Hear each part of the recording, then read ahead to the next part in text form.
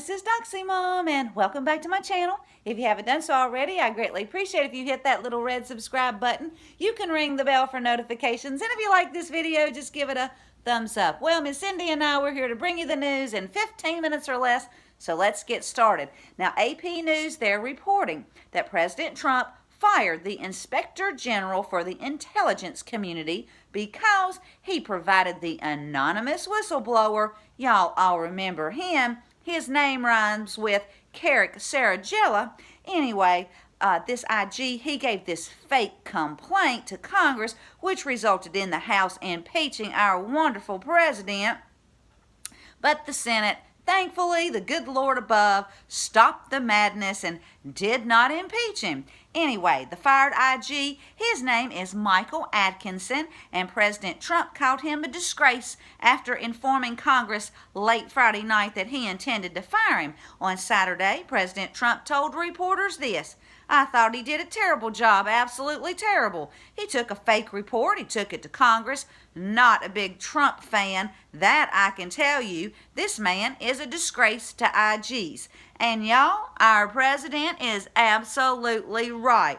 That fake report that, of course, Adam Schiff, he helped fill that out.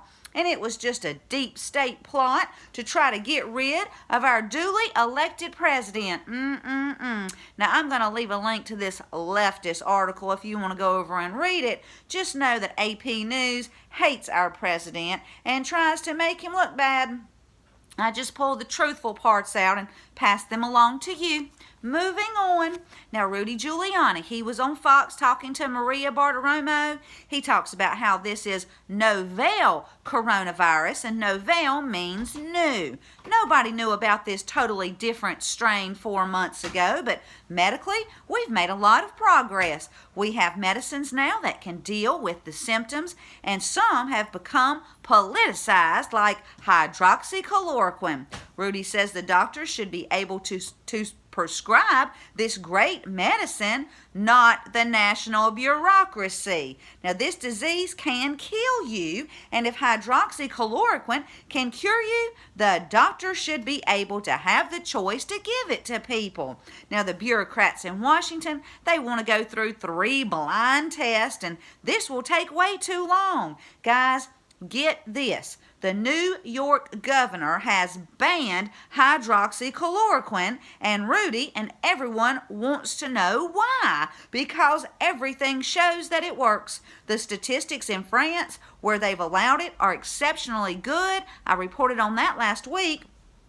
And Rudy says it works. Now, I'll leave a link, but to me, if you lose a loved one in a state that is banning hydroxychloroquine, well, I would sue the governor and the state. Now, guys, I don't normally encourage anybody to sue anyone. That's just not something that I would do. But in this case, these deep state governors, they want people to die. And if I was an attorney in one of these states, I'd start representing people who have lost loved ones because they were denied this life-saving medication. And that's just my opinion, y'all. Now, Dr. Bill, he tweeted this out. "I am a licensed physician in Utah. I tried to prescribe hydroxychloroquine, but the pharmacist said the state had taken over the distribution of the drug.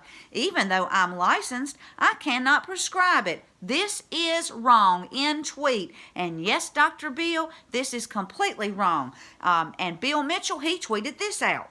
"Based upon what I've seen, it looks like the hospitals are reclassifying viral pneumonia deaths caused by the flu as COVID-19 deaths in order to secure additional government money." Nice trick, in tweet. And it makes the coronavirus death numbers go up. The higher the death toll, the more people fear. So, I want to know how many people have died from the flu since coronavirus has come on the scene. Now, of course, I am praying for everyone who has lost loved ones to this terrible disease, and I ask God to comfort them through this tragic time. And as a nation, we need to be continuing to pray for all the people who have lost loved ones. Of course, continue to pray for our president, his family, 17 in the team, our military, their families, and all those fighting for our country. Now, the Gateway Pundit, they're reporting that the media is bombarding Americans around the clock with updates on the death count of the coronavirus. This ties back into Bill Mitchell's tweet. The media hysteria is based on Bill Gates's funded IHME model that has proven to be way off, and I reported on that last week as well. Now, the amount of Americans who are reported to have died from the coronavirus is based on a CDC coding system that will result in COVID-19 being the underlying cause more often than not. Now, Alex Berenson, he tweeted this out. Excuse me, as you sit home watching coronavirus death count spiral, please know the official CDC guidance for coding COVID-related deaths is as follows.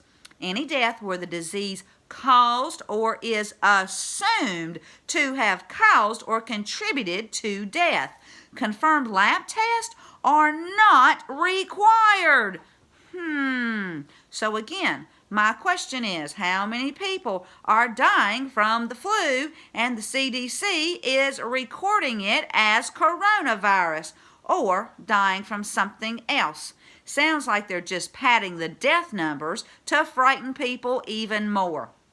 Remember, Satan, he loves chaos. Satan wants you fearful, scared, panicked, stressed, and overwhelmed. Please don't fall for his lies. This will pass, and in the words of our wonderful president, we will come out better on the other side. Things will go back to normal, so please trust in Jesus and ask him for his peace, and I'll leave a link. Now, here's some good news from OAN. The St. Louis the federal president, James Bullard, he has downplayed the economic risk posed by coronavirus-related shutdowns. On Sunday, Bullard stated the United States economy is not in a free fall, as some fake news outlets have claimed. He noted that although the unemployment rate has risen over the past 2 weeks, all laid-off workers will be able to get back to work immediately when lockdowns are lifted. He also stressed unemployment benefits and direct payments will prevent a sharp drop in consumer demand and ease a possible drop in GDP.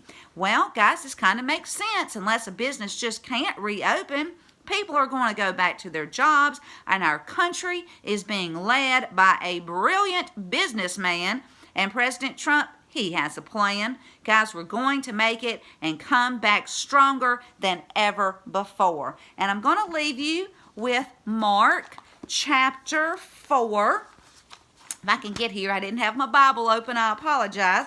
Mark chapter 4, verses 35 through 41. That day when evening came, he said to his disciples, "Let us go over to the other side." Leaving the crowd behind, they took him along, just as he was in the boat. There were also other boats with him. A furious squall came up, and the waves broke over the boat so that it was nearly swamped. Jesus was in the stern, sleeping on a cushion. The disciples woke him and said to him, "Teacher, don't you care if we drown?" He got up, rebuked the wind, and said to the waves, "Quiet, be still." Then the wind died down, and it was completely calm. He said to his disciples, "Why are you so afraid? Do you still have no faith?" They were terrified and asked each other, "Who is this? Even the wind and the waves obey him." Well, if you like this video, please give it a thumbs up. Thank you so much for tuning in. Please share my content. It's free. And until next time, this is Doxy Mom, and God bless you all.